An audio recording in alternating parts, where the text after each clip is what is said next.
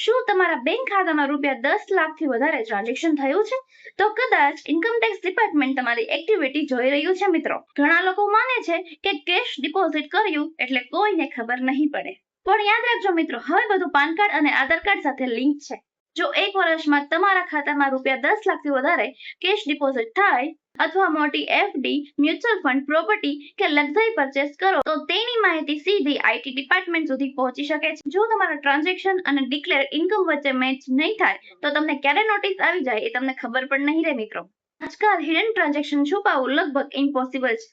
Smart લોકો income hide નથી કરતા, સ્માર્ટ ટેક્સ પ્લાનિંગ કરે છે. તમે પણ કાયદેસર પ્લાનિંગ કરો, નહીં તો નેક્સ્ટ નોટિસ તમારા નામે પણ આવી શકે છે. યાદ રાખજો મિત્રો, ઇન્કમ ટેક્સથી નહીં, પોતાની ભૂલથી લોકો ફસાય છે. બેંક સાયલેન્ટ છે પણ સિસ્ટમ બધું રેકોર્ડ કરે છે. તો કેવી લાગી આ માહિતી કમેન્ટમાં જરૂરથી જણાવજો. તો આવી માહિતી મેળવવા માટે અમને ફોલો કરવા ભૂલતા નહીં. તો ચાલો મળીએ છીએ નેક્સ્ટ વિડીયોમાં. Thanks for watching friends.